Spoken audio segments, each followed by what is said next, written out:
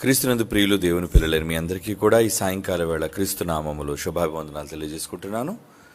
ఈరోజు ఒక ప్రత్యేకమైన అంశాన్ని బైబిల్ నుంచి మనం కలిసి పరిశీలించి తెలుసుకుందాం. అదే క్రైస్తవుల గృహప్రవేశం. ఈ గృహప్రవేశం అనగానే మీ అందరికీ తెలుసు, ఒక నూతన గృహాన్ని నిర్మించుకుని అందులో ఎంతో సంతోషంతో ఒక కుటుంబం లోనకి వెళ్ళి జీవనం చేయాలి అని అనుకోవటం అదొక కళ. ప్రతి ఒక్కరికి సొంత ఇల్లు ఉండాలి అని ప్రతి మనిషి భూమి మీద నివసించినప్పుడు వారు ఆశపడుతుంటారు.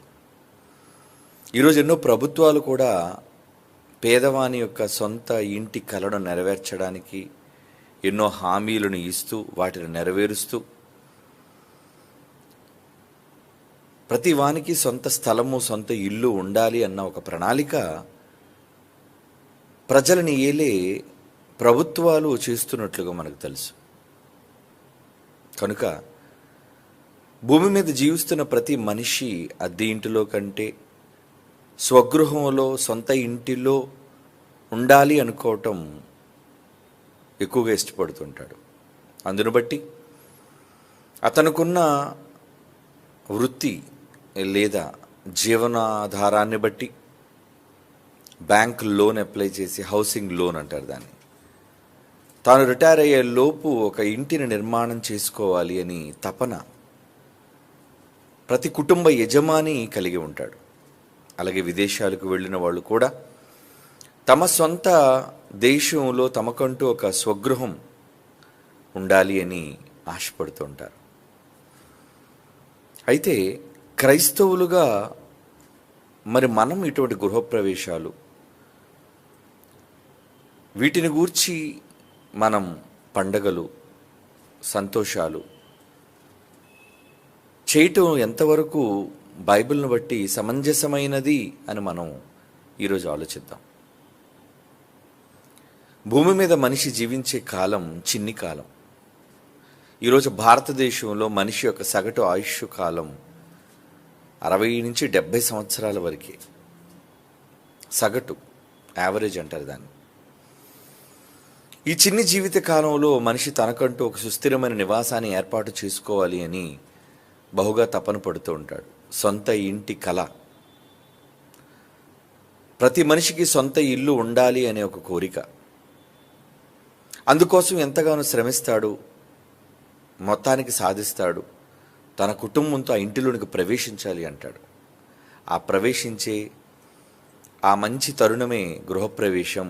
దానికి ఆహ్వానాన్ని పలికి బంధుమిత్రులను అందరినీ ఆహ్వానించి తన కుటుంబ సమేతంగా ఆ గృహంలోనికి ప్రవేశించడం మనం చూస్తుంటాం. క్రైస్తవులైన వారు కూడా చాలామంది మరి గృహప్రవేశ కార్యక్రమాలు చేసుకుంటూ ఉంటారు.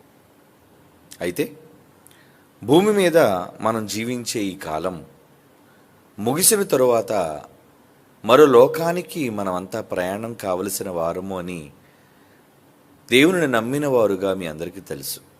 అంటే భూమి మీద సంపాదించినవి, భూమి మీద కట్టుకున్నవి, వీటన్నిటిని కూడా విడిచిపెట్టి వెళ్ళాలి అనే నిజం ప్రతి మనిషికి తెలుసు.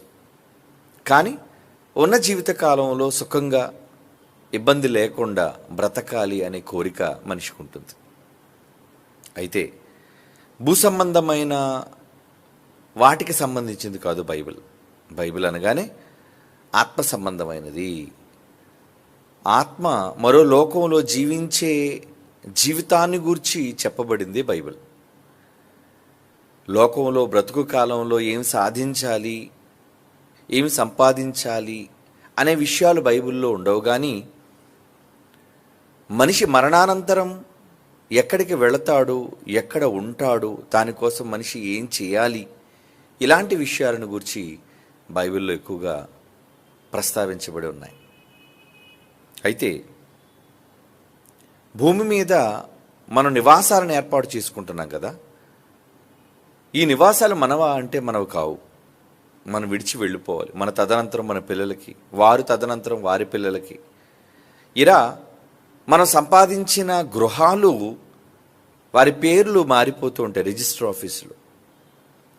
తండ్రి బ్రతుకున్నంతకాలం తండ్రి పేరు మీద ఉంటే, తండ్రి చనిపోయిన తర్వాత పిల్లల పేర్ల మీదకి వస్తే, ఆ పిల్లలు బ్రతుకున్నంతకాలం ఆస్తులు వాళ్ళ పేర్ల మీద ఉండి, తర్వాత వారు కాలం చెల్లిన తర్వాత వారి గర్భాన పుట్టిన పిల్లల పేర్ల మీదకి ఆస్తులు మరి మార్పు చెందటం అనేది మనం చూస్తూ ఉంటాం. అయితే పౌలు గారు దీనికి సంబంధించిన ఒక మంచి మాట ఆయన వ్రాశారు. ఆ మాటను చదువుకొని మనం ముందుకు వెళదాం ప్రియులారా. ఏమంటున్నారు పౌలు గారు? పౌలు గారు ఎటువంటి మాటను హెచ్చరికగా మనకు రాశారు అనే విషయాన్ని మనం చూడగలిగితే, ముందుగా ఆయన మనల్ని హెచ్చరించారు. ఎలాంటి హెచ్చరిక చేశారు అంటే, భూమి మీద గృహాలు కట్టుకుని ఉండాలనుకునే వాళ్ళ కోసం పౌలు కొరింథీయులకు రాస్తున్న మొదటి పత్రిక 4వ అధ్యాయం 11వ వచనంలో ఆయన ఏమంటున్నారో చూద్దాం. పౌలు గారు కొరింథీయులకు రాస్తున్న మొదటి పత్రిక 4వ అధ్యాయం 11వ వచనం. ఈ గడియ వరకు ఆకలి దప్పులు గలవారము, దిగంబరులము, పిడిగుద్దులు తినుచున్నాము, నిలువరమైన నివాసము లేక ఉన్నాము. నిలువరమైన నివాసం అంటున్నాడు. మాకంటే ఇక్కడ ఏమి నివాసం లేదు. నిలువరమైన నివాసం అంటే నిలిచిపోయేది, సుస్థిరమైన నివాసము ఇక్కడ లేదు. అలా ఆయన పడుకోవడానికి ఆయన ఇల్లు లేదని కాదు అక్కడ ఉద్దేశం. అంటే మేము ఉండిపోవడానికి, శాశ్వత కాలం ఉండిపోవడానికి నివాసం మాకంటే ఇక్కడ ఏమీ లేదు. ఎందుకు మేము పిడిగుద్దులు తింటున్నాం, ఎందుకు మేము అవమానాలు అనుభవిస్తున్నాం, ఎందుకు శ్రమలు పాలు మేము అవుతున్నాము అంటే మరొక లోకాన్ని సంపాదించుకోవటం కోసం. కనుక నిలువరమైన నివాసం మాకు ఇక్కడ లేదు. ఇది పౌలు గారికి అర్థమైంది. అంటే భవిష్య జ్ఞానిగా, తన ఆత్మ భవిష్యత్తును ఎరిగిన వ్యక్తిగా ఆయన భూమి మీద నిలువరమైన నివాసాన్ని ఏర్పాటు చేసుకుందామన్న ఆలోచన ఆయనకి లేదండి. అంటే ఆయన గురి అంతా కూడా మరో లోకం, ఆ లోకంలో నివాసం, వాటి కోసమే, వాటి మీదనే ఆయన ఉంది. అలాగే పితరులను గురించి కూడా మనం ఆలోచించగలిగితే, చాలాసార్లు మనం చదువుకున్న మాట, మరి విశ్వాసులకు తండ్రి అయిన అబ్రహాము కానీ, ఆయన కుమారులైన ఇస్సాకు, యాకోబులు కానీ, వారు భూమి మీద పరదేశులుగా, యాత్రికులుగా ఎందుకు వాళ్ళు బ్రతికారు అంటే దానికి కారణం గ్రంథకర్త రాస్తూ హెబ్రీ పత్రికలో ఏమంటున్నారో చూద్దాం. 11వ అధ్యాయం 9వ వచనం నుంచి, హెబ్రీ పత్రిక 11వ అధ్యాయం 9వ వచనం నుంచి, విశ్వాసమును బట్టి అబ్రహామును, ఆ అబ్రహాముతో ఆ వాగ్దానమునకు సమాన వారసులైన ఇస్సాకు, యాకోబు అనువారును గుడారములలో నివసించుచు. అంటే తాత్కాలికమైన నివాసాలను ఇక్కడ ఏర్పాటు చేసుకొని అన్యుల దేశములో ఉన్నట్లుగా వాగ్దాత దేశముల్లో పరవాసులైరి. పరాయి దేశంలో ఉన్నట్లుగా వాళ్ళు ఉన్నారు. ఎందుకంటే దేవుడు దేనికి శిల్పియు నిర్మాణకుడనై ఉన్నాడో పునాదులు గల ఆ పట్టణము కొరకు అబ్రహాము ఎదురు చూచుచుండెను. పునాదులు కలిగిన ఒక పట్టణం అంటే సుస్థిరమైన, నిలువరమైన నివాసం ఇది కాదు. భూమి మనకి తాత్కాలికమైనది, మనకి ట్రాన్సిట్ అంటారు దాన్ని. ట్రాన్సిట్ అంటే మన ప్రయాణంలో మనం కొద్ది కాలం, కొద్ది రోజులు గడిపే స్థలమే ట్రాన్సిట్ ప్లేస్ అంటారు. అంటే కేవలం మన ప్రయాణంలో మనం గడిపే కొద్ది రోజులు లేదా కొద్ది గంటలు, అలాంటిది భూమి. కనుక భూమి మీద వాళ్ళు ఎలా ఉన్నారట? దేవుడు దేనికి శిల్పి నిర్మాణకుడై ఉన్నాడో ఆ పునాదులు గల పట్టణం కొరకు అబ్రహాము ఎదురు చూచుచుండెను. 16వ వచనంలో అంటున్నారు, అయితే వారు మరి శ్రేష్టమైన దేశమును అనగా పరలోక సంబంధమైన దేశమును కోరుచున్నారు. వారు ఏం కోరుకున్నారటండి? పరలోక సంబంధమైన దేశము. అయితే తాను వారి దేవుడిని అనిపించుకున్నట్టుకు దేవుడు వారిని గురించి సిగ్గుపడడు. అనగా ఆయన వారి కొరకు ఒక పట్టణమును సిద్ధపరిచి ఉన్నాడు. దేవుడు ఏం చేశారట? వారి కోసం ఒక పట్టణాన్ని సిద్ధం చేశారటండి. అందుకే ఆ పట్టణం కొరకే అబ్రహాం గారు ఎదురు చూస్తున్నారు. విశ్వాసమును బట్టి అబ్రహాం గారు దేనికోసం ఎదురు చూస్తున్నారటండి? 10వ వచనంలో మనం చదువుకున్నాం, దేవుడు దేనికి శిల్పి నిర్మాణకుడై ఉన్నాడు, పునాదులు గల ఆ పట్టణం, దేవుడు సిద్ధపరిచిన పట్టణం.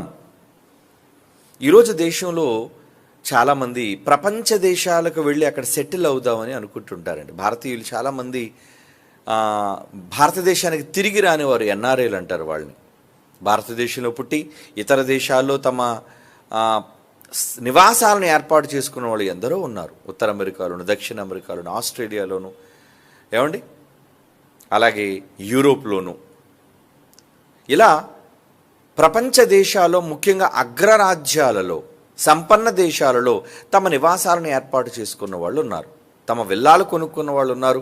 స్థలాలను కొనుగోలు చేసిన వాళ్ళు కూడా ఉన్నారు. ఎందుకంటే అక్కడ అన్ని సౌఖ్యాలు మాకు ఉంటాయి. అదొక పెద్ద దేశం, అక్కడ అన్ని సౌఖ్యాలు కలిగిన అది రాజ్యం కనుక మేము అక్కడ ఉండాలి అనే మనసుతో వాళ్ళు స్వదేశాన్ని విడిచిపెట్టి అక్కడికి వెళ్ళిపోతూ ఉంటారు. ఇక్కడ వీరు కూడా ఇది మా స్వస్థలం కాదు అని దేవుడు సిద్ధపరిచిన పరలోక పట్టణానికి వెళ్ళిపోవాలి అనుకుంటున్నారు. అవునా? అవును. ఎందుకంటే దేవుడు వారి కోసం సిద్ధపరిచాడట. మరి సిద్ధపరిచినప్పుడు మనం గృహాలను నిర్మించుకొనవలసిన వారుగా ఉన్న ఇంటిని కట్టుకోవాలి. మీలో ఎంతమంది ఇంటిని కట్టుకోవాలి అనుకుంటున్నారు? ఆ ఇంటిలోని ప్రవేశించాలి అనుకుంటున్నారు? అదేనండి గృహం. ఆ గృహంలోనికి ప్రవేశం, గృహప్రవేశం జరగాలి మనందరికీ. మనందరం కూడా గృహప్రవేశం కోసం ఎదురు చూస్తున్నాం. ఇంతకీ ఎక్కడుంది ఆ గృహం? ఏంటి ఆ గృహం అంటే, భూమి మీద మనిషి జీవించడానికి ఈ దేహాన్ని దేవుడు నివసించడానికి ఒక గృహంగా ఇచ్చాడు. ఈ దేహం దేవుడు నివసించడానికి ఒక ఆలయం, మన ఆత్మ జీవించడానికి ఒక నివాస స్థలం. అది భూమి మీద జీవించే బ్రతుకు కాలం మాత్రమే చెల్లుతుంది. మరి మట్టిలోనికి వెళ్ళిపోయిన తర్వాత శిథిలమైపోతుంది. మరి శిథిలమైన తర్వాత ఏం కావాలి? ఎల్లప్పుడూ జీవించే నివాసం అనేది మనకి కావాలి. మరి ఆ నివాసం ఎక్కడుంది? ఎక్కడుందో దేవుడు చెప్తున్నాడు చూడండి. కొరింథీయులకు రాస్తున్న 2వ పత్రికలోని 5వ అధ్యాయం, కొరింథీయులకు రాస్తున్న 2వ పత్రికలోని 5వ అధ్యాయం 1వ వచనం నుంచి చదివితే అక్కడ దేవుడు ఏమంటున్నారో చూడండి. భూమి మీద మన గుడారమైన ఈ నివాసం, ఇది కూడా ఒక నివాసం. అంటే ఈ దేహం కూడా ఒక గృహం లాంటిది, ఒక ఇల్లు లాంటిది. ఎందుకంటే మనమే ఆయన ఇల్లు అని మీరు చదువుకున్నారు. ఈ ఇల్లు తాత్కాలికమైన ఇల్లు, ఇది సొంత ఇల్లు కాదు మంది. ఏమండి, ఈ దేహం మన సొంత ఇల్లు కాదు. దేవుని ద్వారా మనకి అద్దెకు ఇవ్వబడిన గృహము, తాత్కాలికముగా ఇవ్వబడిన గృహము. మరి గృహాన్ని ఏం చేయాలి? ఒకరోజు ఖాళీ చేసేయాలి. ఏమండి, అద్దెంట్లోకి దిగిన తర్వాత ఇది మన ఇల్లు అనుకోవడానికి లేదు కదండి. దాని ఓనర్స్ వేరు, దాని సొంత యజమానులు వేరు. ఏదో ఒక రోజు దాన్ని మనం ఖాళీ చేసేయాలి. ఎప్పుడు ఖాళీ చేయాలనుకుంటాం? మనం సొంత ఇల్లు కట్టుకున్నంత వరకు కూడా అద్దె ఇంటిలో ఉండాలి అనుకుంటాం. ఈరోజు అద్దెంటిలో ఉన్న వాళ్ళందరూ కూడా వాళ్ళ కళ ఏంటి? అద్దెంట్లో ఉన్న వాళ్ళ కళ ఏంటండి? మేము అద్దెంట్లో ఉంటున్నామండి, ప్రతి నెల ఇంచుమించు 10,000, 15,000, 30,000. ఏమంటే పెద్ద పెద్ద మెట్రోపాలిటన్ సిటీస్లో అయితే అండి ఒక 2 బెడ్రూమ్ ఫ్లాట్ అనేది ఒక 25 నుంచి 30-35,000 వరకు మరి అద్దెతో ఇవ్వబడుతుంది, అద్దెకు. మరి అలాంటిది బ్యాంకుకి మేము కట్టుకుంటే సొంత ఇల్లు మేము కట్టుకోవచ్చు అనే ఒక మంచి ఉద్దేశంతో వాళ్ళు తమ సొంత ఇంటి కలను సాకారం చేసుకున్నంత వరకు కూడా అద్దె ఇంటిలో ఉంటూ ఉంటారు. కానీ అది వాళ్ళ సొంత ఇల్లు కాదు, వాళ్ళు విడిచిపెట్టి వెళ్ళిపోలేదు ఒకరోజు. అలాగే భూమి మీద ఉన్న ఈ దేహం కూడా మనం తాత్కాలికంగా నివసించడానికి ఇవ్వబడిన ఒక గృహం. ఈ గృహంలోనికి మనం ప్రవేశించాం. ఎవరిచ్చారు ఈ గృహాన్ని మనకి? దేవుడే కట్టి తల్లి గర్భంలో ఈ నివాసాన్ని, ఈ ఇంటిని మనకిచ్చాడు. అవునా? ఇంటిలో మనం ఉంటాం. ఎంతకాలం ఉంటాం? మహా అయితే 70-80, అంతే కదండి. ఆఫ్టర్ 80 చెప్పలేం ఎప్పుడు వెళ్ళిపోతాము. అంటే కొద్ది కాలము మాత్రమే నివసించడానికి అనుకూలమైనదిగా ఇల్లు ఉంటుంది. ఆ తర్వాత ఇల్లు శిథిలమైపోతూ ఉంటుంది. శిథిలమైపోతుండడం అంటే పళ్ళు ఊడి, కళ్ళు కనబడక, జుట్టు రాలిపోయి, ఏమండి వృద్ధాప్యం మీద పడి, కాళ్ళు నడవలేక, చెవులు వినలేక, ఇదంతా శిథిలావస్థ అంటారు. ఇలా శిథిలావస్థకు మన దేహాలన్నీ చేరిపోతాయి. అంటే ఇప్పుడు భూమి మీదకి మనకి ఇవ్వబడిన ఈ గృహాలన్నీ కూడా శిథిలమైపోయే గృహాలు, ఇల్లు, పాడైపోయే దేహాలు, దేవుడి చేత అద్దెకి ఇవ్వబడిన గృహాలు, నివాస స్థలాలు. కనుక ఎలాగో మనం దీన్ని వదిలేయాలి. కానీ వదిలేసే ముందు మనకంటూ ఒక సొంత ఇంటిని మనం ఏం చేయాలి? కొనుగోలు చేసుకోవాలి. సొంత ఇంటిని సంపాదించుకోవాలి. ఎక్కడ సంపాదించుకోవాలి? దేవుడేమో ఒక పట్టణాన్ని కట్టాడట. ఇందాక హెబ్రీ పత్రికలో మనం చదువుకున్నట్లుగా భూమి మీద వాళ్ళ గుడారాలలో ఉంటున్నా ఈ నివాస స్థలాన్ని విడిచిన తరువాత మేము సొంత ఇంటికి వెళ్ళిపోవాలి, దేవుడు దేనికి శిల్పి నిర్మాణకుడుగా ఉన్నాడు, ఆ ఇంటికి మేము వెళ్ళిపోవాలి అనే ఆలోచనతో మన పితరులైన వాళ్ళందరూ కూడా భూమి మీద బ్రతికారు. మరి వారిని ఆదర్శంగా మనం తీసుకొని ఈ గృహాలను విడిచిపెట్టి, అంటే ఈ దేహాలను మనం భూమి మీద విడిచిపెట్టి, అద్దెకి ఇవ్వబడినవి తాత్కాలికమైనవి, వీటిని విడిచిపెట్టి సొంత ఇంటిలోనికి మనం ఎగిరిపోవాలి. మరి సొంత ఇల్లు ఎలా వస్తుంది? ఏం చేస్తే మనం సొంత ఇంటిని సంపాదించగలం? యేసుప్రభు వారు ఒక మాట అన్నారు వెళ్ళిపోయే ముందు. యోహాను సువార్త 14వ అధ్యాయంలో ఆయన వెళుతూ ఏం మాట్లాడారో ఒక మాట చూద్దామా? 14వ అధ్యాయం 2వ వచనం. యోహాను సువార్త 14వ అధ్యాయం 2వ వచనం. నా తండ్రి ఇంట అనేక నివాసములు, తక్కువ కాదండి, అనేకం అంటున్నాడు. చూడండి, చాలా ఉన్నాయి. మా నాన్న దగ్గర చాలా విల్లాలు ఉన్నాయి, చాలా గృహాలు ఉన్నాయి, ఇల్లులు, నివాసములు. లేకపోతే మీతో చెప్పుదును కదా, మీరు ఇంత కష్టపడవలసిన అవసరం ఏముంది? ఇంత మనం కష్టపడిన తర్వాత అక్కడికి వెళ్ళిన తర్వాత ఏ ప్లాటు లేదనుకోండి, ఏ ఇల్లు లేదనుకోండి, మీరు ఎందుకు ఇబ్బంది పడతారు? కనుక మీతో చెప్తాను, మీకు స్థలము సిద్ధపరచ వెళ్ళుచున్నాను అంటున్నాడు. చూడండి, ఏమండి, మీకు స్థలములు సిద్ధపరచ నేను వెళ్ళుచున్నాను అంటే నేను వెళుతున్నాను, మీకు స్థలాన్ని సిద్ధం చేస్తాను, అప్పుడు మీరు, నేను వస్తాను, నేనుండు స్థలములో మీరు కూడా ఉండులాగున. ఆ మాట చదువుదాం. నేను వెళ్ళి, జాగ్రత్తగా వినండి ఈ మాట, నేను వెళ్ళి మీకు స్థలము సిద్ధపరిచిన ఎడలా, నేను ఎక్కడైతే నివాసం ఉంటున్నానో, నేను ఏ ఇంట్లో అయితే ఉంటున్నానో, మీరును ఆ గృహములో ఉండులాగున మరలా నేను వచ్చి నా యొద్ద ఉండుటకు మిమ్ములను తీసుకొని పోతును. అంటే యేసుక్రీస్తు వారు వచ్చి మనలను సొంత ఇండ్లకు తీసుకొని వెళతాడు. ఆయన ఎక్కడ తీసుకెళ్తాడు? సొంత గృహం. అంటే భూమి మీద మనం కట్టుకుని వదిలేయండి, ఎలాగ వదిలేసిపోతాం, దేహాన్ని విడిచిపెట్టి వెళ్ళిపోతున్నాం. ఇంకా మేడలు, ఏమైనా అంతస్తుల భవనాలు, అవి కూడా అంతే కదండి. వాటికంటే ఖరీదైన దేహం అయితే ఆ దేహాన్నే వదిలి వెళ్ళిపోతున్నాం. ఇక ఆ ఎన్ని ఎత్తైన భవనాలు, అంతస్తులు ఉంటే ఏం ఉపయోగం చెప్పండి? ఏమండి, అనిల్ అంబానీ గారు ముంబైలో చాలా పెద్ద ఇంటిని కట్టించుకున్నాడు. ఆయన చాలా పెద్ద ఇల్లు, దాంట్లో చాలా సౌకర్యాలు ఉన్నాయి. కానీ ఆయన కానీ, ఆయన కుటుంబం కానీ, లేదా తర్వాత వచ్చే వాళ్ళు కానీ ఏమవుతారు? అది విడిచిపెట్టి వెళ్ళిపోవాలి. ఏమండి, దాని పేరు యాంటిలియా. విడిచిపెట్టి వెళ్ళిపోవాలి, అవునా? ఎప్పటికే దాని అమ్మకానికి పెట్టారనే వార్త కూడా వచ్చింది. ఎందుకంటే అది కృంగిపోతుంది భూమిలోనికి, దీనివల్ల కొంచెం ప్రమాదం ఉంది, వేరే దగ్గరికి షిఫ్ట్ అయిపోదాం. అలాగని వాళ్ళకి ఇతర దేశాల్లో కూడా సొంత ఇళ్ళు, సొంత స్థలాలు, విల్లాలు ఉన్నాయండి. అంటే పోనీ ఇక్కడి నుంచి వాళ్ళు విదేశాలకు వెళ్ళిపోయినా ఈ భూమిని, విశ్వాన్ని విడిచిపెట్టి వెళ్ళిపోవాలి కదా. మనమంతా మనం కట్టుకున్న, సంపాదించుకున్న గృహాలు, సొంత ఇళ్లను విడిచిపెట్టి వెళ్ళిపోవాలి. కనుక ఇవేవి మన ఇల్లు అంటే ఇవేవి మన ఇల్లు కావు, ఇవేవి మన గృహాలు కావు, ఇంక్లూడింగ్ మన శరీరం. మన దేహమే మన నివాసం అయితే మొదట ఈ దేహాల నివాసం ఉండేది 4 గోడలు.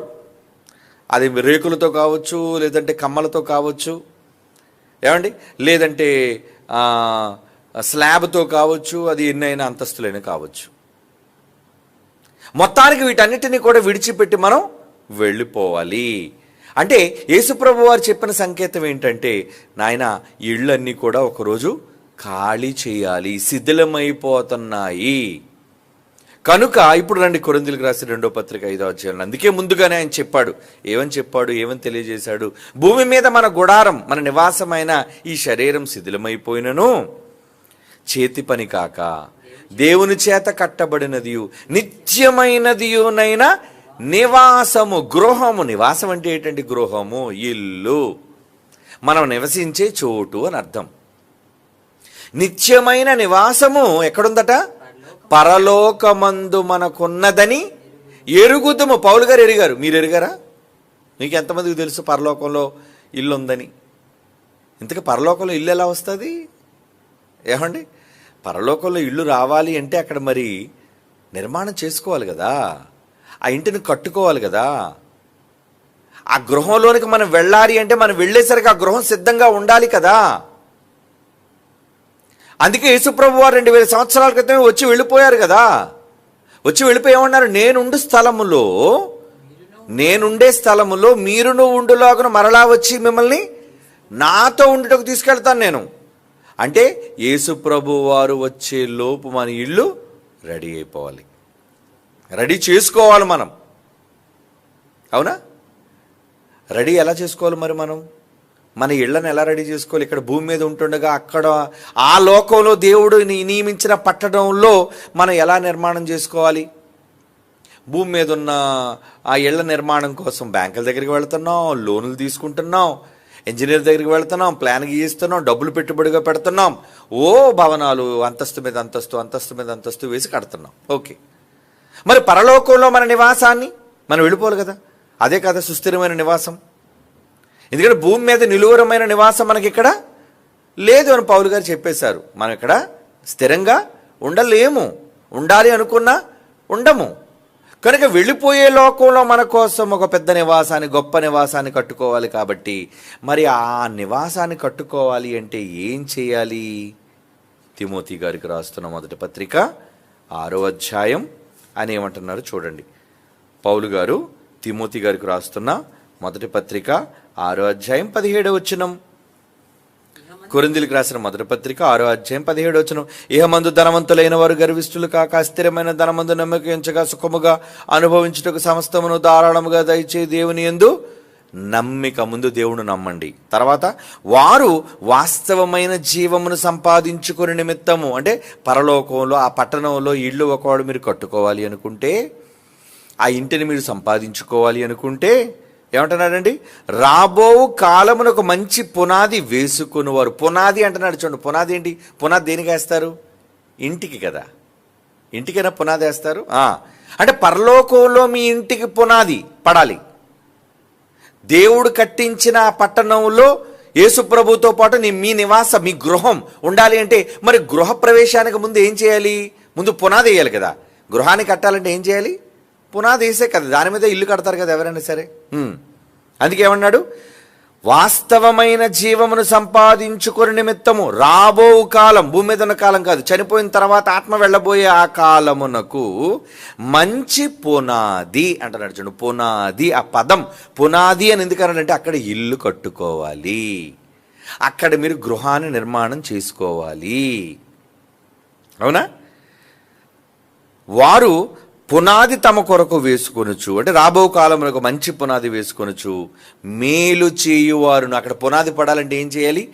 మేలు చేయువారును, సత్క్రియలు అన్న ధనము గలవారును, ఔదార్యము గలవారును, తమ ధనములో ఇతరులకు పాలిచ్చువారునై ఉండవలనని వారికి ఆజ్ఞాపించము. ఎందుకు ఆజ్ఞాపిస్తారండి? ఇక్కడ ఆజ్ఞగా చెప్పాలా?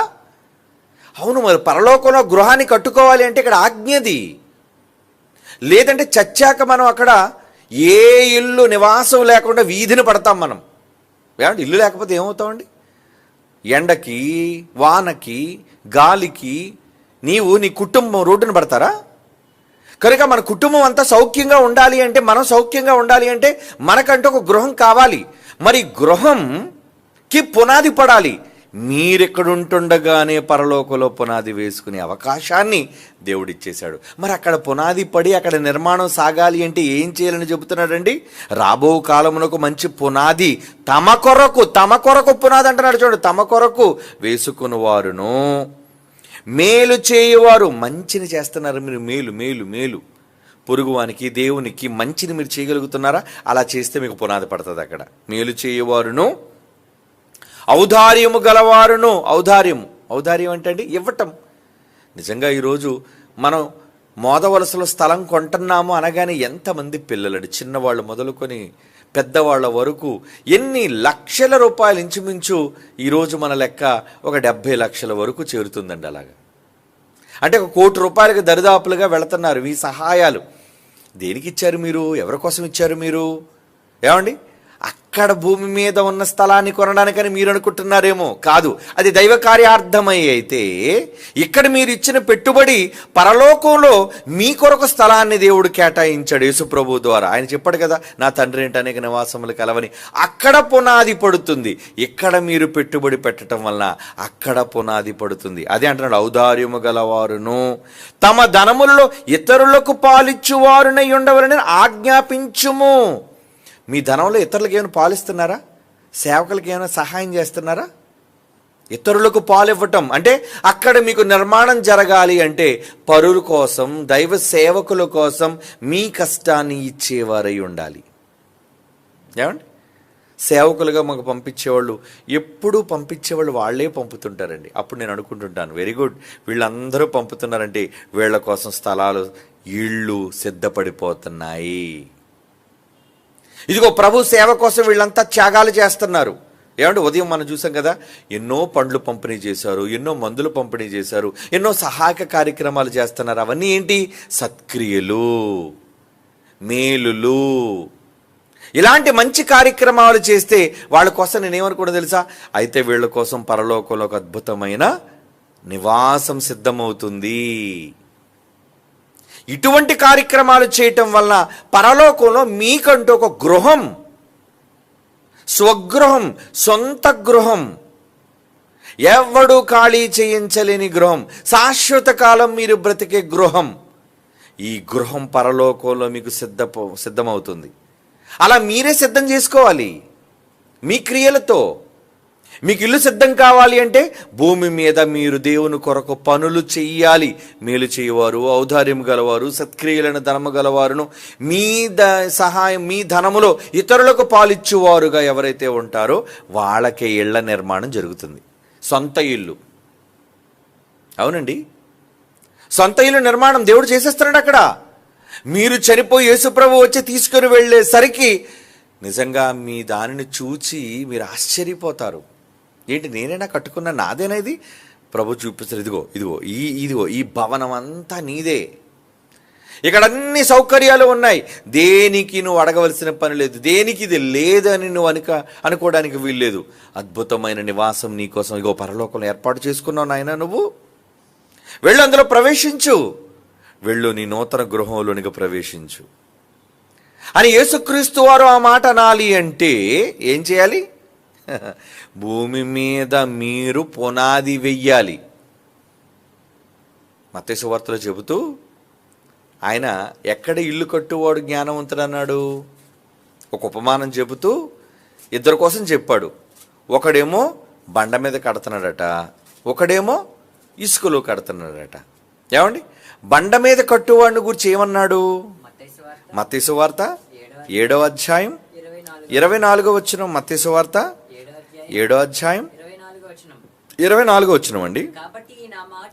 కాబట్టి నా మాటలు విని, అది ఇప్పుడు విన్నారు ఈ మాటలు, ఈ మాటలు విని అంటే గృహప్రవేశం గూర్చి ఈ మాటలన్నీ దేవుడు మీకు నేర్పిస్తున్నాడు నా ద్వారా, బైబిల్లో రాసినవి.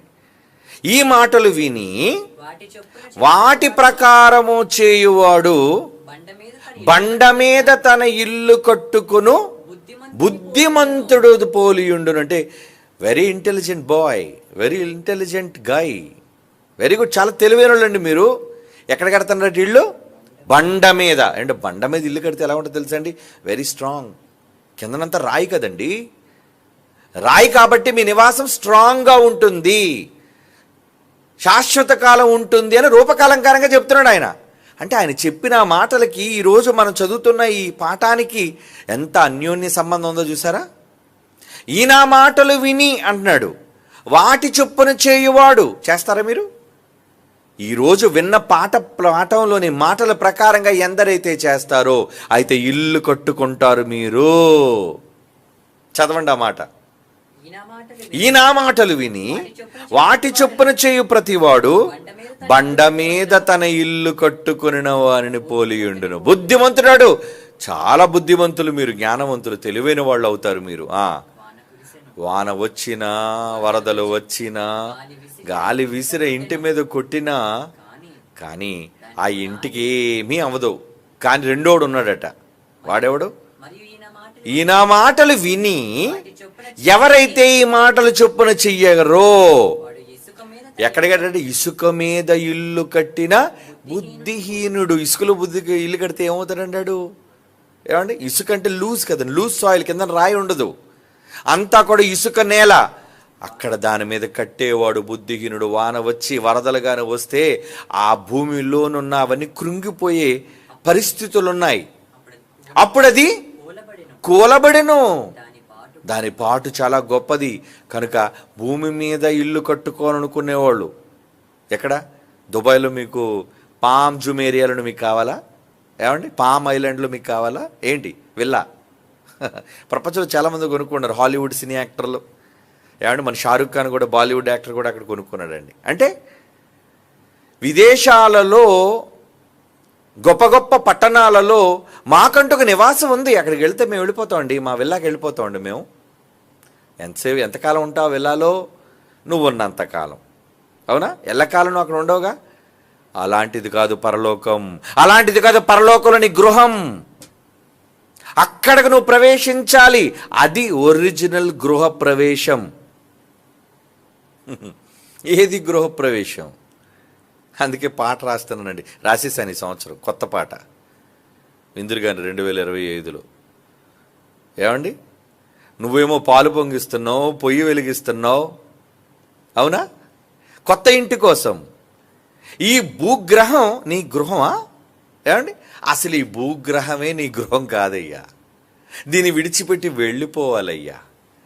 ఎక్కడ పాలు పొంగాలి, ఎక్కడ పొయ్యి వెలగాలి, ఎక్కడ ఏ గృహంలోనికి నువ్వు ప్రవేశించాలి అన్నదే ఆ పాట సారాంశం. నువ్వు గృహప్రవేశం ఏది? ఎక్కడికి వెళ్తున్నావు? ఏది నీ ఇల్లేది? నువ్వు తర్వాత వెళ్ళబోయి ఉండడానికి నువ్వు కట్టుకొని ఇల్లేది? యేసుప్రభు వారు భూమి మీదకి వచ్చారు. భూమి మీదకి వచ్చి ఏమన్నారు? ప్రభువా మీరు ఎక్కడ కాపురం ఉంటున్నారు చెప్పండి, మీ అడ్రస్ చెప్పండి నాకు అని ఎవడో అడిగితే శిష్యుడు యేసుప్రభు అంతే ఏమన్నాడు? అయ్యో మత్తయి సువార్త 8వ అధ్యాయం 19వ వచనం, మత్తయి సువార్త 8వ అధ్యాయం 19వ వచనం ఏమన్నాడు చూడండి.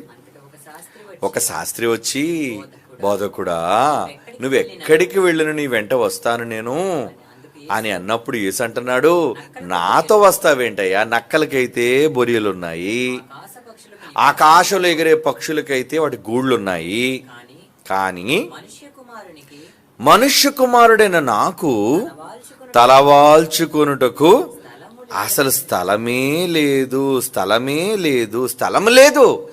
ఎందుకండి భూమి మీద స్థలం లేదు అంటే? భూమి మీద స్థలం కలిగిన వాడు తెలివైనడా బుద్ధిహీనుడా? మీరంటారు భూమి మీద స్థలం కలిగిన వాడు బుద్ధిమంతుడని, కానీ బైబిల్ అంటుంది పరలోకంలో స్థలం కలిగిన వాడు బుద్ధిమంతుడు. జాన్సన్ గారు మంచి పాట మాట్లాడారు కదండి. ఏంటి పరలోకంలో నీ స్థలం ఎంత? ఏమండి పరలోకంలో నీ స్థలం దేవుడు ఏర్పాటు చేసిన నీ స్థలం. మరి స్థలం ఉంటే సరిపోతా? స్థలంలో నిర్మాణం, ఇల్లు, గృహం, ఆ గృహంలోనికి ప్రవేశం. ఏమండి ఆ గృహంలోనికి నువ్వు వెళ్ళవా? వెళ్ళాలి. వెళ్ళాలి అంటే ఏం చేయాలి భూమి మీద? అదే మీరు వింటున్నారు ఇప్పుడు. ఇక్కడ ఉంటుండగానే అక్కడ ఇల్లు కట్టించుకొని ఆ ఇంటిలోనికి ప్రవేశించడానికి అన్ని ఏర్పాట్లు. ఏమండి ఇంట్లోకి ఎప్పుడు గృహప్రవేశం ఎప్పుడు చేస్తాం చెప్పండి? ఏమిటి బాత్రూమ్ కట్టకుండా ఎవడైనా ఇంట్లోకి వెళ్ళిపోతాడా? బెడ్రూమ్ లేకుండా ఎవడైనా ఇంట్లోకి వెళ్ళిపోతాడా? గృహంలోకి ప్రవేశిస్తాడా? గృహప్రవేశం అనేసరికి టోటల్ కంప్లీట్ అయిపోద్ది ఇల్లు. బాగా వినండి, అవునా? గృహప్రవేశం ఎప్పుడు చేస్తారు చెప్పండి? ఇంటిలో సర్వ వసతులు సిద్ధమైన తరువాత, ఇంక్లూడింగ్ లైటింగ్, ఫ్యాన్స్, ఫ్లోరింగ్, అలాగే ఇంటిలో ఉన్న వస్తువులు, సోఫాలు, మంచాలు, ఏమంటే అన్నీ.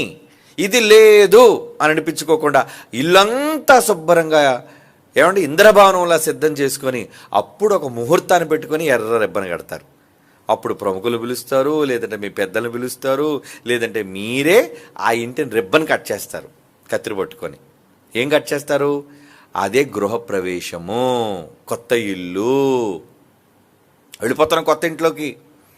ఇక మాకు అద్దె పెడతలేదు. ఎందుకంటే అద్దెకున్నాం అనుకోండి, ప్రతి చిన్న మేకు కొడితే కింద నుంచి ఓనర్ వచ్చేస్తాడు, పక్కనగా ఉన్నాడు. ఏంటంటే శబ్దం వచ్చింది ఏంటి? ఏమండి మేకు కొట్టామండి, ఫోటో పెట్టుకోండి. ఏమండి మీరు ఇలా మేకులే కొట్టడానికి వీల్లేదండి. మీరు మేకులు కొట్టకూడదా అంటే? ఫోటోలు పెట్టుకోకూడదా? అవును మరి, ఎందుకంటే వాడు రూల్, ఇల్లు ఆడిది, ఏం చేస్తాం? మీరు ఎలా మేకులు కొట్టేసి తీసేసి పోతాయంటే తర్వాత ఇంటికి వచ్చినోడు, అద్దెకి వచ్చినోడు చూసి ఏటా ఈ కన్నాలని మేము పుచ్చుకోవాలా అంటాడు. కొంతమంది ఎలాంటి వాళ్ళు తెలుసా అండి? అంటే టెనెంట్స్ అంటే అద్దెకునే వాళ్ళు ఓనర్స్తో ఎంత తలపోటు అంటే ప్రతిదీ ఇబ్బందే. పైనుంచి శబ్దాలు వచ్చాయనుకోండి, ఇంటి ఓనర్ ఫోన్ చేస్తాడు, ఏంటండి పైనుంచి గెంతుతున్నారండి, శబ్దాలు వస్తున్నాయి ఏంటండి, మేము పడుకోవద్దా? ఏమంటామండి, ఇల్లు వాడిది. ఏమనంటే మీకు నచ్చలేదు ఇంటికి బయటికి వెళ్ళిపోండి అంటాడు. బయటికి వెళ్ళిపోతే ఎక్కడికి వెళ్ళిపోతాం? సామాన్లతో, పిల్లలతో. ఈరోజు అద్దెకు కాపురం ఉంటున్న వాళ్ళందరికీ తెలుసు ఆ బాధలేంటో. అద్దె ఇంటిలో కాపురం అన్న వాళ్ళకి తెలుసు ఆ ఇబ్బందులు ఏంటో. ఎందుకంటే ప్రతి దానికి వాళ్ళతో ఇబ్బంది, అన్నిటికీ సర్దుకుపోవాలి, వాళ్ళు ఏమన్నా సరే వినాలి.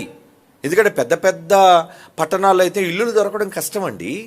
అది మనం అనుకున్న జాబ్ దగ్గర, లేదంటే మన పని దగ్గరగా ఇల్లు దొరకాలి కదా. మరి కొంతమంది అయితే బోర్డు పెడతారు, ఇందులో వెజిటేరియన్స్ ఓన్లీ, అంటే మాంసం తిన్నాడు మా గదిలోకి, మా ఇంట్లోకి రాకూడదు, నియమాలు. మరి కొంతమంది బోర్డులు పెడతారు, క్రిస్టియన్స్కి అద్దెకి ఇవ్వబడదు. అవునా కాదా? క్రైస్తవులని సరికి ఇల్లు అద్దెకిస్తారా? ఇవ్వరు. అంటే ఎంత సమస్య, సొంత ఇల్లు లేకపోవడం ఎంత ఇబ్బంది. అద్దె ఇంట్లో ఉంటే అన్ని ఇబ్బందులేనండి. అందుకే ఇవన్నీ పడి పడి పడి ఏమనుకుంటారు, ఏదో ఒకటి చేసైనా, లోను పెట్టైనా సరే, ఏమంటే బ్యాంక్ నుంచి అప్పు తెచ్చైనా సరే సొంత ఇల్లు మాత్రం కట్టేసుకోవాలండి. లేదంటే ఒక అపార్ట్మెంట్లోకైనా వెళ్ళిపోవాలండి. సొంతది, నాది అనుకున్న దాంట్లోకి వెళ్ళిపోవాలి. ఎంత దూరం ఆలోచించావు? మంచిదే. నీకు తలపోటు లేకుండా ఉండాలని సొంత ఇంటి కల కోసం నెరవేర్చుకోవడం కోసం అడుగులు వేసావు, మంచిది. మరి భూమి మీద ఉన్నప్పుడు నీ సొంత ఇంటి కోసం నువ్వు ఏ రోజున ఆలోచిస్తున్నావా? నీ గృహం కోసం, దాని నిర్మాణం కోసం, అందులో ప్రవేశం కోసం నువ్వు ఏ రోజున ఆలోచిస్తున్నావా? ఏమీ లేదే, ప్రణాళిక లేదు అసలు. మనకి ఎంతసేపు తెచ్చుకున్నదంతా భూమి మీద ఎక్కడ పెట్టుబడి పెట్టడానికి సరిపోతుందండి. ఇల్లు కట్టుకున్నందుకు బ్యాంక్ ఈఎంఐలు, అద్దెకు డబ్బులు కట్టడాలు, పిల్లల అవసరాలు, ఇక దాచి దేవునికి ఇవ్వడానికి ఏముంది చెప్పండి? ఇవ్వగలుగుతున్నారా? అంటే మనుషులు ఎంత స్వార్థపరులైపోయి బుద్ధిహీనులైపోయారంటే, ఇసుకలో కట్టుకున్న వాళ్ళందరూ ఇల్లు, పరలోకంలో నివాసం కోసం, గృహం కోసం ఆలోచించలేని వాళ్ళందరూ ప్రపంచంలో ఎన్ని కోట్ల మంది ఉన్నారో వాళ్ళందరినీ కూడా బైబిల్ ఏం చెప్పింది? యేసుప్రభు ఇసుకలో తమ ఇల్లు కట్టుకున్న బుద్ధిహీనులు. ఏమండి, మాకు న్యూయార్క్లోని పెద్ద భవనం ఉందండి, అయితే నువ్వు బుద్ధిహీనువురా?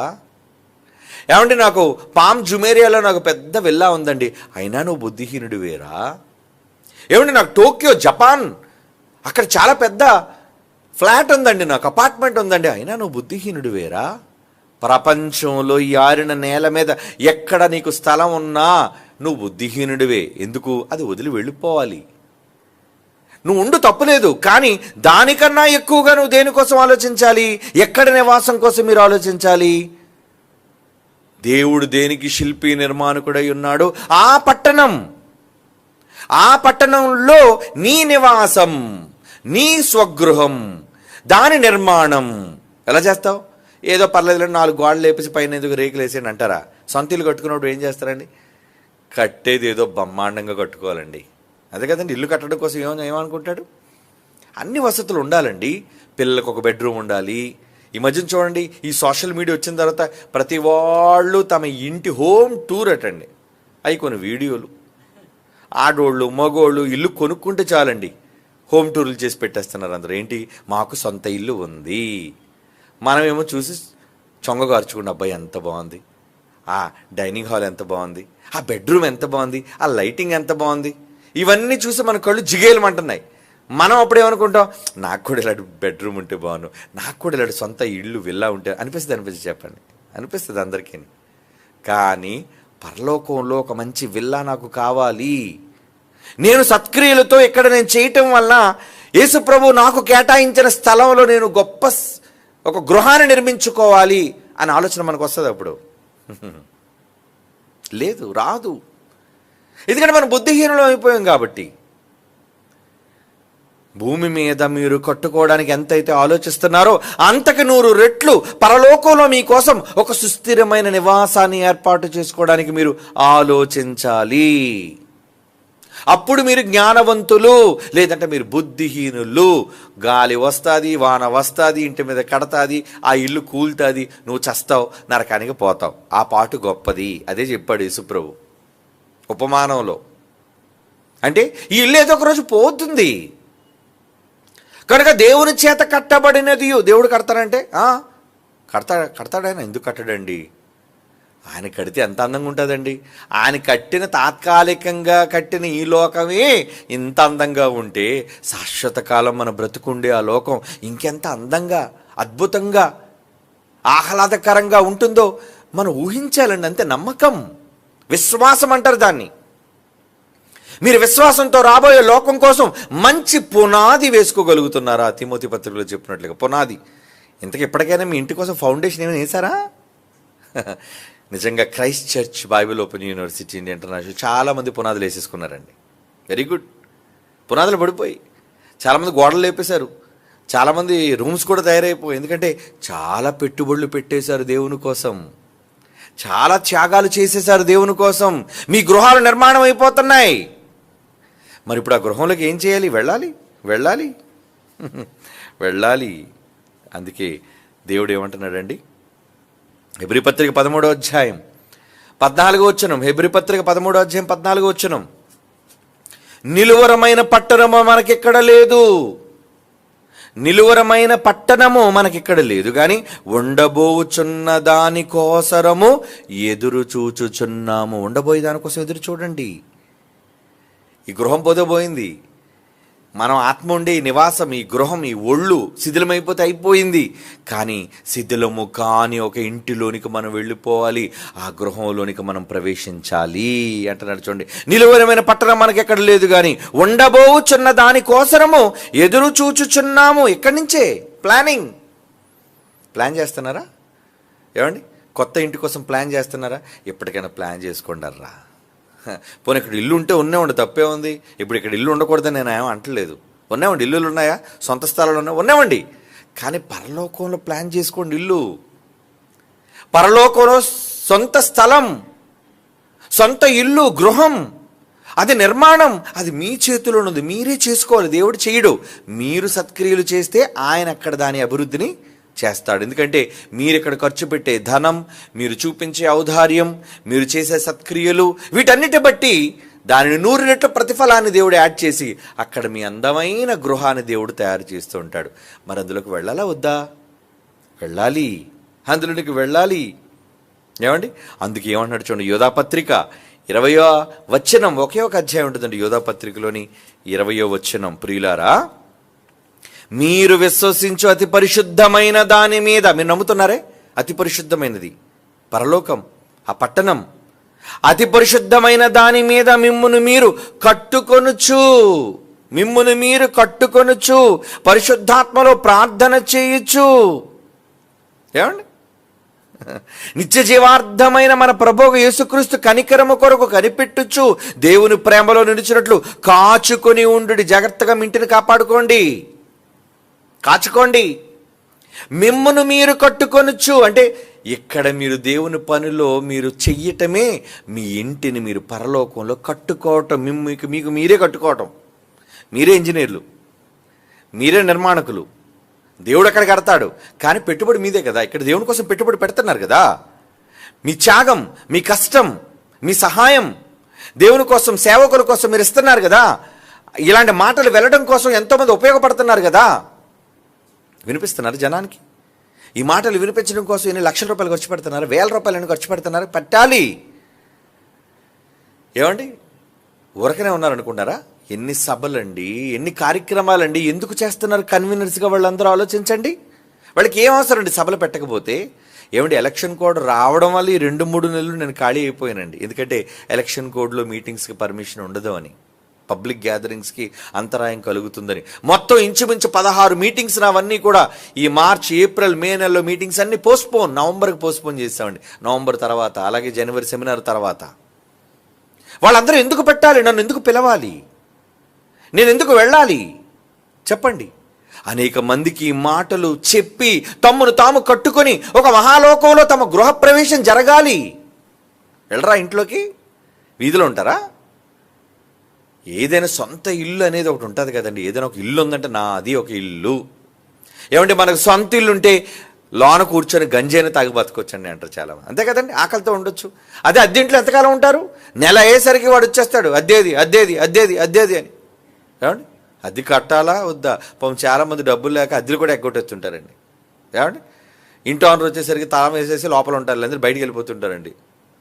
అంటే వాడి వల్ల కలిగే ఇబ్బందులు, నష్టాలు. ఇక్కడ మీరు నష్టపోయిన పరలోకంలో మీరు నష్టపోకూడదు. మీకంటూ గృహాన్ని ఏర్పాటు చేసుకోవాలి. ఆ గృహానికి ఓపెనింగ్ ఎప్పుడు? యేసు ప్రభు రాకడతోనే మీ గృహం ప్రవేశం. అందరినీ ఒకేసారిగా తీసుకెళ్తాడు. ఏమండి? ముందెవరు వెళ్ళిపోరు. నేను వచ్చి నేను ఉండు స్థలములో మీరును ఉండులాగున మరలా వచ్చి మిమ్మల్ని అందరినీ కూడా నాతో ఉండడానికి తీసుకువెళ్ళిపోతాను. అప్పుడు మీరు అనుభవించే ఆ లోకం మీదంటూ, ఆ నివాసం, ఆ పట్టణం, నిలువరమైన పట్టణం, పునాదులు కలిగిన పట్టణం, ఆ పట్టణంలో మీకంటూ ఒక పెద్ద గృహం. వద్దా అండి? చాలామంది గొప్పలు చెప్పుకుంటున్నారండి. ఏమండి, మాకు హైదరాబాద్లో బంజారా హిల్స్లో 2 ఇల్లులు ఉన్నాయి తెలుసా అండి? గొప్ప. బంజారా హిల్స్లో 2 ఇల్లులు ఉన్నాయా? అమ్మో, హైదరాబాద్లో 2 ఇల్లు ఉన్నాయండి. అంటే ఇక్కడ ఉన్నది కాకండి? అవునండి, ఇక్కడ ఉన్నది ఇక్కడే, విశాఖపట్నం. మాకు హైదరాబాద్లోనే, బెంగళూరులో కూడా ఉందండి తెలుసా మీకు? అమ్మో, బెంగళూరులోనే. ఎక్కడో పల్లెటూరులో ఉన్న స్థలం ఉంటేనే గొప్పగా అనుకునే మనం, ముఖ్య పట్టణాల్లో స్థలాలు ఉంటే ఎంత గొప్ప. ఈరోజు ఎంత గొప్ప హోదాగా మీరు చెప్పుకుంటారు. కానీ దానికన్నా గొప్ప హోదా ఏంటో తెలుసా అండి? పరలోకంలో మీకు స్థలం ఉంది, పరలోకంలో మీకంటూ ఒక నివాసం ఉంది, పరలోకంలో మీరు నివసించడానికి ఒక గృహం ఉంది అని మీరు చెప్పుకోవడానికి మీరెవరైనా సంతోషిస్తున్నారా? సంతోషించాలి అంటే దేవుని పనులను చేయాలి, ఔదార్య కార్యక్రమాలు చూపించాలి, తమ ధనములో ఇతరులకు పాలిచ్చేవారై ఉండాలి, మేలు చేసి సత్క్రియలైన ధనంతో మంచి పునాది మీరు వేసుకోవాలి. ఇది బైబిల్ చెబుతున్న నిజం. మీరు భూమి మీద ఇసుకలో పునాది వేసుకునే బుద్ధిహీనులు కాకూడదు. మీ సొంత ఇంటి కల, మీ ఆత్మ చిరకాలం శాశ్వత కాలం జీవించే నివాసం, మీ గృహం, మీ సొంత ఇల్లు, మీ ఆత్మ నివసించే సొంత ఇల్లు అక్కడ ఉండాలి. ఆ గృహంలోనికి వెళ్ళాలి అంటే ఇక్కడ ఉండి మిమ్మల్ని మీరు కట్టుకోండి అంటున్నాను. మళ్ళీ చదువుదాం మాట 20 వచనం. మిమ్మును మీరు కట్టుకొనుచు. మీరే కట్టుకోవాలి. అవునండి, అలా కట్టుకుంటే అప్పుడు ఏమవుతుంది? 2 కొరింథీ పత్రిక 5వ అధ్యాయం 8వ వచనం. 2 కొరింథీ పత్రిక 5వ అధ్యాయం 8వ వచనంలో ఏమంటున్నారండి? ఇట్లు ధైర్యము కలిగి ఈ దేహమును విడిచిపెట్టి ప్రభువునొద్ద నివసించుటకు ఇష్టపడుచున్నాము. ప్రభువునొద్ద నివసించుటకు ఇష్టం. వెళ్ళిపోతున్నాం, అక్కడే ఉంటాం, ఆయనతోనే ఉంటాం. ఎందుకు బంజారా హిల్స్ ఎందుకు గొప్పదా అని అనిపించిందండి. ఎందుకు బంజారా హిల్స్ గొప్పది? హైదరాబాదులో ముఖానికి రంగులు వేసుకుని సినిమా యాక్టర్లు అందరూ అక్కడే తగలడ్డారు కాబట్టి అంతే. ఇంచుమించు 90-91 మేము వెళ్ళేటప్పుడు అండి అవన్నీ దెబ్బలండి. హైదరాబాదులో అండి 1990లో ఆ టైముల్లో మేము హైదరాబాద్ వెళ్ళేటప్పుడు హైదరాబాద్ బంజారా హిల్స్ అన్నీ కూడా మట్టి దెబ్బలు లాంటివి, నిర్మానుష్యమైన ప్రదేశాలు. మరి ఇప్పుడేంటి? సినిమా యాక్టర్లు అందరూ అక్కడ ఇల్లు కొనుక్కుంటే అక్కడ నీకు ఇల్లు ఉంటే ఒక గొప్ప. అలాగే అమెరికాలో కాలిఫోర్నియా ఉందండి, అక్కడ బెవర్లీ హిల్స్ అని ఉంటుంది. బెవర్లీ హిల్స్ అంటే టోటల్గా హాలీవుడ్ యాక్టర్లు అందరూ అక్కడే ఉంటారు. అంటే రోజు మీ ఇంటి ముందు నుంచి హాలీవుడ్ యాక్టర్లు వెళ్తుంటారు. అయితే గొప్ప. అవునండి, మా ఇంటి ముందు నుంచి చిరంజీవి వెళ్ళిపోతున్నాడండి, మా ఇంటి ముందు నుంచి బాలకృష్ణ గారు వెళ్తున్నారండి. అంటే వీళ్ళు ఆంధ్రాలోని గొప్ప. మా ఇంటి ముందు షారుఖ్ ఖాన్ ఇల్లు అండి, రామారావు గారి ఇల్లు పక్కనేనండి, నాగేశ్వరరావు గారి ఇల్లు అక్కడేనండి. చెప్పుకోవడానికి గొప్ప. కానీ నువ్వేం గొప్పలు చెప్పుకోవాలి తెలుసా? చచ్చిపోయిన తర్వాత పౌలు గారి ఇల్లు ఎదురుగుండి ఇల్లు మాదేనండి. తెలుసా మీకు? పౌలు గారు ఎదురిల్లు, మా ఎదురిల్లు పౌలు గారు. ఇక నా కుడి పక్క ఎవరు తెలుసా? పేతురు గారండి. ఇంకా చెప్పమంటారు, ఆశ్చర్యపోతారు. నా ఎడం పక్క ఎవరు అనుకున్నారు? దావీదు గారండి బాబు, చాలా పెద్ద ఇల్లు అయింది. నా కొంచెం ఆ వీధి చివరికి వెళ్తాడు, అబ్రహాం గారిదండి బాబు, చాలా పెద్ద భవనం అయింది. ఇలా మీరు చెప్పుకుంటారా? ఇలా చెప్పుకోవడానికి ఇష్టపడతారా? మాకేం అవసరం లేదండి, చూడలేదు చేయలేదు, ఇవన్నీ ఎందుకండి గొప్పలు? పనికిరాని మనుష్యుల కోసం, వాళ్ళ ఉన్న ప్రాంతాల కోసం గొప్పలు చెప్పుకుని ఈ లోకం దేవుని యందు భయభక్తులు కలిగిన విశ్వాసులు ఆ పట్టణంలో నివాసాన్ని ఏర్పాటు చేసుకుని గృహాలు ఉంటారు. అందరూ కలిసి మూకుమ్మడిగా హాల్లో ఉన్నట్టు ఉండరు అక్కడ. అంటే కరోనా తర్వాత ఏమో తుఫాన్లు ఇటువంటి విపత్తులు వచ్చినప్పుడు అందరినీ మేకల మందలా తీసుకెళ్ళి పెద్ద గదిలో పడేస్తారండి. ఒరే అందరూ ఎక్కడ ఉండంటారు, అక్కడ అందరికీ భోజనాలు, అక్కడ అందరికీ పడకలు. అలా ఉండదు పరలోకం మనకి. ఏమండి? మూకుమ్మడిగా మందలా తీసుకెళ్ళి అందరూ వెళ్ళిపోతారు, హాల్లో ఉండంటారు అండు. ఎవరికి వారికి సొంత గృహాలు, ఆ గృహాలలో ఎన్నో సౌకర్యాలు. ఏంటండి ఇల్లు మెరిసిపోతుంది, ఎవరిది ఇల్లు ఎంత అద్భుతంగా ఉంది, దగదగలాడిపోతుంది. ఏంటండి? స్టెఫెన్ గారిదండి, పీక తెగిపోయిందండి, అయింది, ప్రాణం పోయిందండి, రాళ్లతో కొట్టి ప్రాణం పోగొట్టుకున్నాడండి దేవుని కోసం. అవునండి, అందుకనే ఎంత గొప్పగా ఉంది భవనం. ఆహా, కళ్ళు చెదిరిపోతున్నాయండి. అంతే కదండి. దేవుని కోసం ఎక్కువగా భయభక్తులు కలిగి జీవించిన వాళ్ళు, త్యాగాలు చేసిన వాళ్ళు, తమ ప్రాణాలని పణంగా పెట్టిన వాళ్ళు, వాళ్ళ గృహాలు దగదగా మెరిసిపోతుంటాయి. అక్కడ ప్రకటన గ్రంథంలో రూపకాలంకారంగా చెప్పాడు కదా, వజ్ర ఖచ్చితమైన నవరత్నాలు పొదిగిన రకరకాల మెరుపులతో, హంగులతో, జస్ట్ వర్ణించాడంతే. అది మీకు అర్థమయ్యే భాష.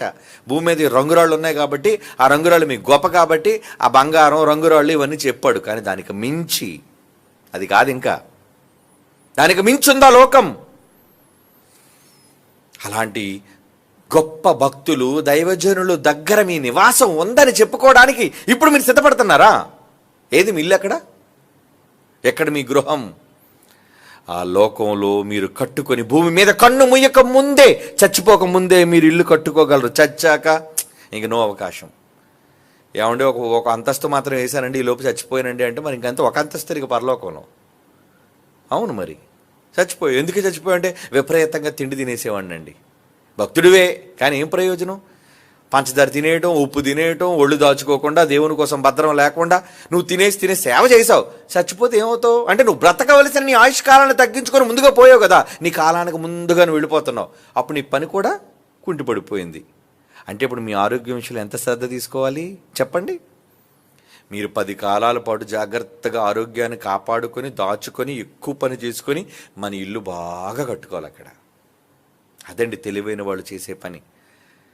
బ్రతికేది ఏముందరా, కాకిలా కలకాలం బ్రతికే కన్నా హంసలా 2 నెలలు బ్రతకడం చాలని ఇష్టానుసారంగా లోకంలో బ్రతికి టక్కని చచ్చిపోయావు అనుకో, నచ్చింది తినేసి, ఇష్టం ఉన్న చోట తిరిగేసి, దానివల్ల నీ ఇంటికి ప్రమాదం, నీ గృహానికి ప్రమాదం. వద్దు. మీ ఆరోగ్యాన్ని కాపాడుకుంటూ గొప్ప ఇంటిని నిర్మాణం చేసుకోండి. అక్కడికి వెళ్ళి మీరు బ్రతకాలి కదా. తెలివైన వాడు చేసే పని తెలివైన పని. ఎందుకంటే మనం వెళ్ళాలి. ఎక్కడికి వెళ్ళాలి? ఎక్కడికి వెళ్ళాలండి? దేవుడు ఉన్న లోకము. దేవుడున్న లోకం. ఆ లోకంలోనికి వెళ్ళిన తర్వాత దేవుడు ఏమంటున్నాడు చూస్తారా? ఒక మంచి మాట దేవుడు రాయించాడండి. ప్రకటన గ్రంథం చూద్దామా? ప్రకటన గ్రంథము 21వ అధ్యాయం 3వ వచనం చూడండి. ప్రకటన గ్రంథము 21వ అధ్యాయం 3వ వచనం. అప్పుడు ఇదిగో దేవుని నివాసం. దేవుడి ఇల్లు కూడా మీతోనే. అవును, దేవుడు మీతోనే ఉంటాడు. అప్పుడు ఇదిగో దేవుని నివాసం మనుషులతో కూడా ఉన్నది. ఆయన వారితో కాపురముండును.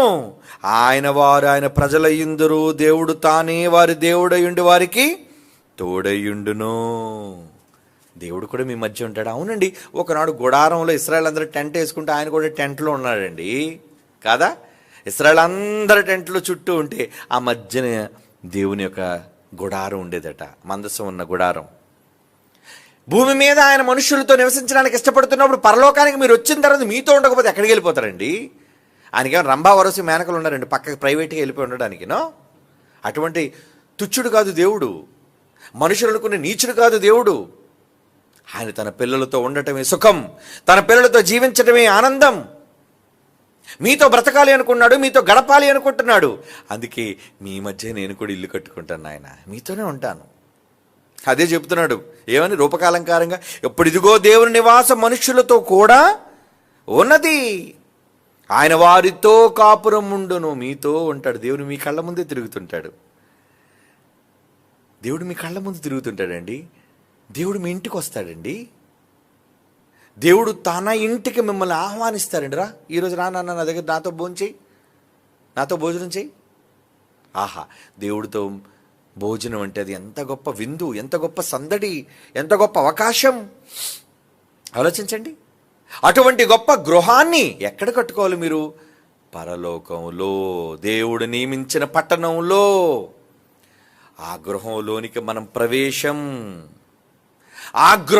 మనం ప్రవేశించాలి.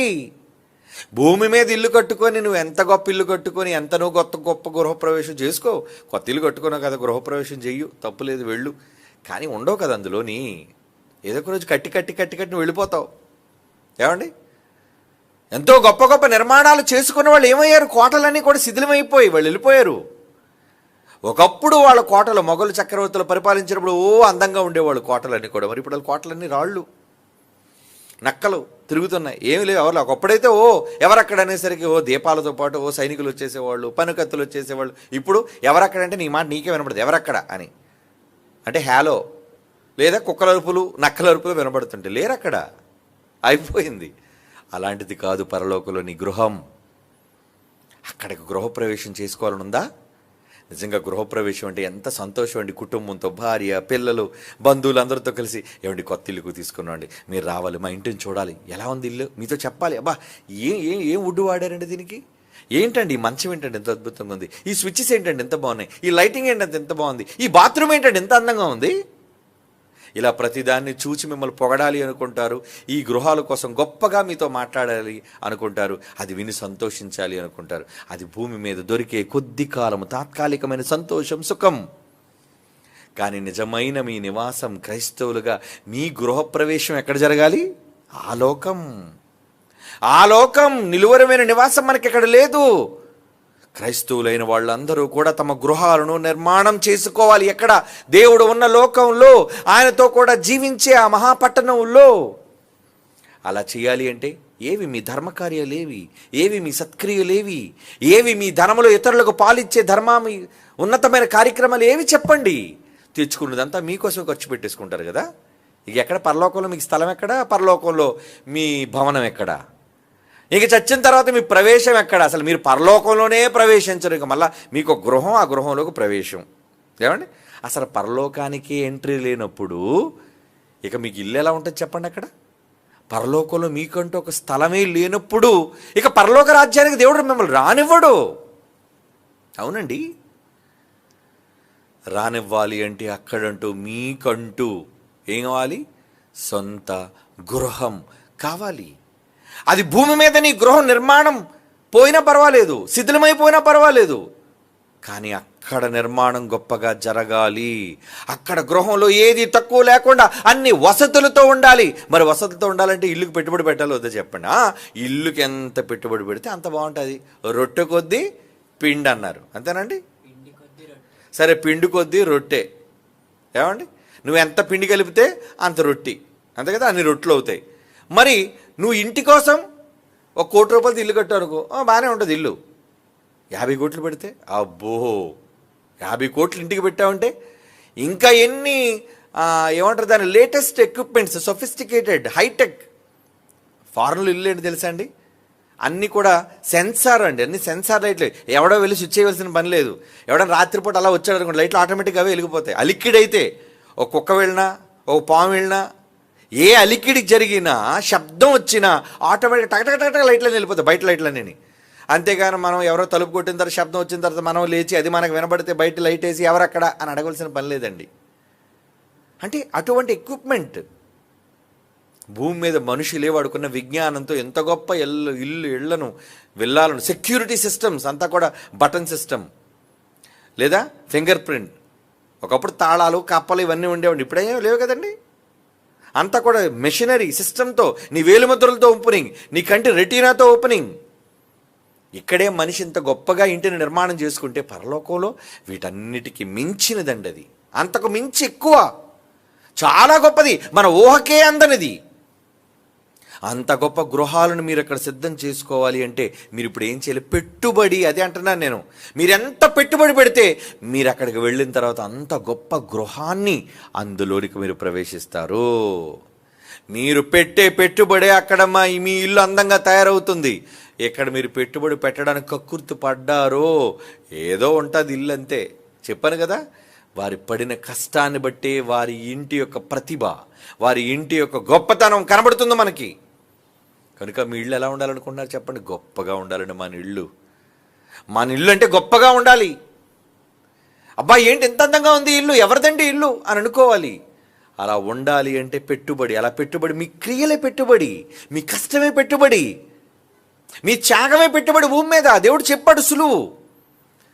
కనుక అక్కడ గృహంలోనికి ప్రవేశించడానికి ఎంతమంది సిద్ధపడుతున్నారు చెప్పండి? దేవుడే తన గుడారాన్ని నీ మీద కప్పును. అందులో ఉండడానికి ఇష్టపడుతున్నారా? అవునా? అవును. చివరికి ఒక మాట చదువు ముగించుకుందాం. యోహాను సువార్త 17వ అధ్యాయం 24. యోహాను సువార్త 17:24, తండ్రి నేను ఎక్కడ ఉందునో అక్కడ నీవు నాకు అనుగ్రహించిన వారును నాతో కూడా ఉండవలెనని నీవు నాకు అనుగ్రహించిన నా మహిమను వారు చూడవలనని కోరుచున్నాను. ఏమండి, యేసుప్రభు కోరిక ఎలా ఉందట? చూడు ప్రభువా, నన్ను ప్రేమించిన వాళ్ళు, నేను కావాలనుకున్న వాళ్ళు నాతో పాటు ఉండాలి. అంటే మనం యేసుప్రభుని నమ్మిన వాళ్ళం కదండి, మనమంతా యేసుప్రభుని కావాలనుకున్న వాళ్ళం కదండి, మనమంతా ఆయన చుట్టూ ఉండాలని కోరుకున్నాడట. తండ్రి నేను ఎక్కడ ఉందనో, ఎక్కడ ఉంటాడు ఆయన? పాతాళంలో ఉంటాడు ఏంటి? ఆయన నరకంలో ఉంటాడా? కాదు కదా. స్వర్గం, లోకం, పట్టణం. తండ్రి నేను ఎక్కడ ఉందనో అక్కడ నీవు నాకు అనుగ్రహించిన వారును నాతో కూడా ఉండవలెనని నీవు నాకు అనుగ్రహించిన నా మహిమ, నా గొప్పతనం. ఆయన అందరి ఇల్లు కన్నా గొప్ప ఇల్లు ఎవరిది అవుతుందండి? యేసుప్రభుదే కదండి. త్యాగం చేశాడు. నంబర్ 1, ఆయన చేసిన త్యాగం, ఆయన పడిన కష్టం, ఆయన తీసుకున్న బాధ, ఆయనకు మించిన వాళ్ళు ఎవరు లేరండి. ఆయన మహిమను చూడాలట. ఏంటి ఆయన భవనం? నీవు నాకు అనుగ్రహించిన నా మహిమను వారు చూడవలనని కోరుచున్నాను. జగత్తు పునాది వేయబడక మునిపే నీవు నన్ను ప్రేమించితివి. యేసుప్రభు కోరుకుంటున్నాడు. కనుక మీరు నిజంగా యేసుప్రభుతో పాటు ఉండాలి అని అనుకుంటున్నారా? అయితే మీ గృహప్రవేశానికి సిద్ధం చేసుకోండి. గృహాల కోసం సిద్ధమవ్వండి, గృహప్రవేశాల కోసం సిద్ధమవ్వండి. ఆ గృహాల నిర్మాణం కోసం భూమి మీద ఊపిరి ఉన్నప్పుడే కమాన్ సిద్ధపడి గొప్ప గొప్ప గృహాలు నిర్మాణం చేసుకోండి. ఆ మహాలోకంలో, దేవుడున్న ఆ పట్టణంలో అప్పుడు ఆయన గుడారం మీ మీద ఉంటుంది, దేవుని నివాసం మీతో ఉంటుంది, ఆయన కుమారుడు మీతో ఉంటాడు, పరిశుద్ధాత్ముడు మీతో ఉంటాడు, దేవుడే మీతో ఉంటాడు. మనమంతా దేవునితో సదాకాలము ఉందుము అంటాడు. అందుకే సదాకాలం, ఎల్లకాలం అలా శాశ్వత కాలం జీవించే గృహాల కోసం వేగిరపడండి. కళ్ళు మూసుకొని ప్రార్థన చేసుకుందాం. పరిశుద్ధుడైన తండ్రి దేవా, ఎన్నో అద్భుతమైన విషయాలను భూమి మీద బ్రతికుంటుండగానే మీ కుమారుని ద్వారా మాకు నేర్పించారు. విన్న మేము అవిశ్వాసులము కాక చూడక నమ్మే తరంలో ఉన్నాం కనుక మమ్మల్ని ఆదరించండి, మా విశ్వాసాన్ని స్థిరపరచండి, బలపరచండి. మేము ఆ మహాలోకంలో మా కొరకు గొప్ప గృహాలను నిర్మాణం చేసుకునే జ్ఞానాన్ని, కష్టాన్ని, మేము త్యాగం చేసే పనులు చేయగలిగే సమర్థతను మీరు మాకు అనుగ్రహించవలసిందిగా ప్రార్థిస్తూ, మీతో పాటు సదాకాలం ఉండే యోగ్యత, అర్హత మాకు, మా కుటుంబాలకు దయచేయవలసిందిగా ప్రార్థిస్తూ, యేసుక్రీస్తు వారి శ్రేష్టమైన నామములో ఈ ప్రార్థన మీకు సమర్పించుచున్నాము తండ్రి. ఆమేన్.